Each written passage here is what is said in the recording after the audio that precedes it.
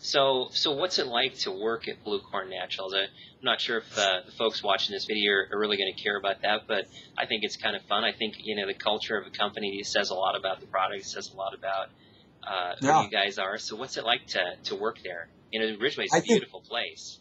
Yeah, I think more and more people do care, actually, about where products are made and how they're made. Yeah. And, well, when I come home from work, anyone who works here always gets the comment of like, wow, you smell fabulous.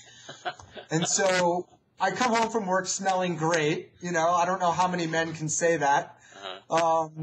And we've got a great work environment, and it's not a huge staff, especially since the recession hit. We've downsized a little bit to survive the economic downturn.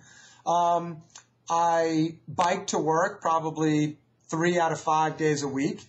And yeah, working at Bluecorn is great. In our long, cold winters, it's very warm. And in terms of working in a candle factory, you're surrounded by essential oils and beeswax, and compared to being surrounded by paraffin and fragrance oils.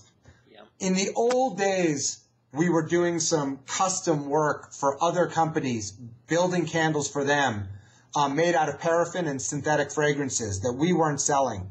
And that lasted all of 3 months. It was the most disgusting. We were throwing out the clothes we were working in. We had headaches. People were not coming into work because they hated doing the work. It's the antithesis of how it feels around here. And so, I think it's a really supportive work environment. We live in an amazing place, and we're grateful to be able to live in the high mountains of Colorado and do what we love.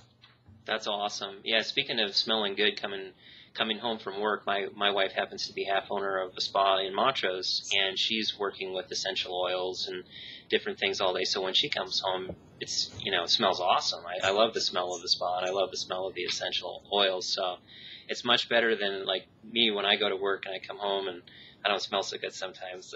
Yeah, construction sites are construction sites. Yeah, exactly. Yeah, I figured out pretty quickly that I didn't want to be a carpenter when I was working in the middle of winter, sticking freezing hands into nail pouches. I'm like, there's got to be something different out there. There's got to be something different, something better. It's kind of uncomfortable at 20 below zero when you've got to be working outside. Yeah. Well, let's see. I've got a couple quick questions, and then we'll be pretty much done.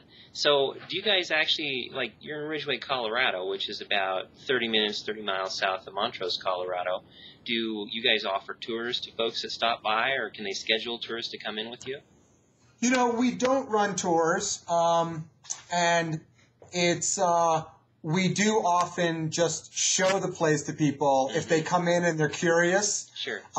We're more than happy to show folks what's going on. Got it. And, so there's no specific tours, but we do regularly bring in kids groups from the schools, whether it's homeschool groups or the public school system, and we bring them in and do candle making classes and whatnot with them.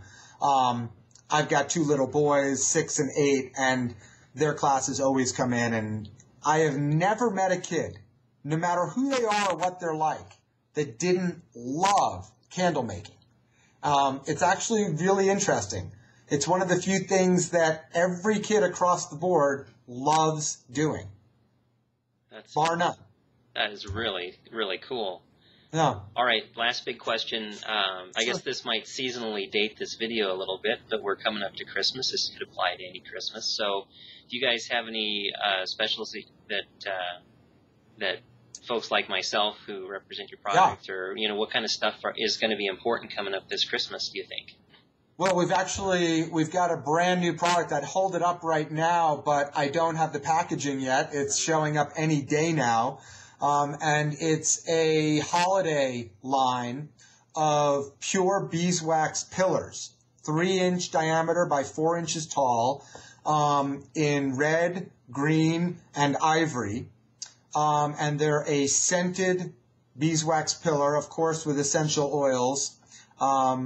And the ivory is going to be a honey vanilla, and the red is going to be a cinnamon zest. It's a cinnamon with a little lemon and orange rind oil blended in. And the green candle is going to be a fresh cut spruce essential oil.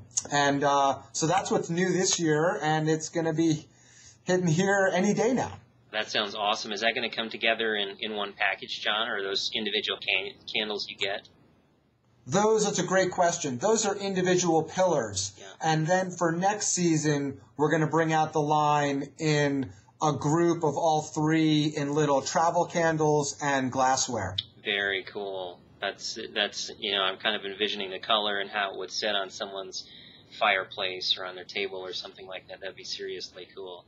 Yeah, I mean, the fresh cut spruce, it literally, burning that pillar, it smells like a Christmas tree. It is disturbingly accurate in terms of its scent representation. So that's interesting. How do you develop your scents? Do you actually make up the chemistry there at the shop, or how did you come up with such a good spruce smelling candle?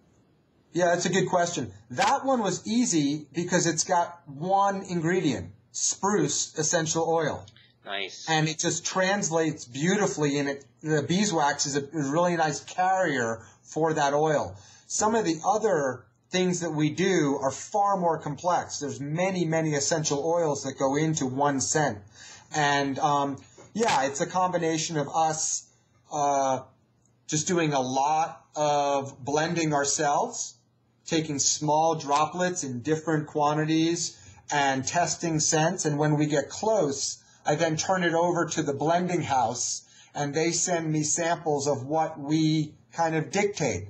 And then we keep going on that fragrance development until we feel like it works. Because smelling it cold and then smelling it when it's burning off a candle is very different. And so, it takes time in development. Right.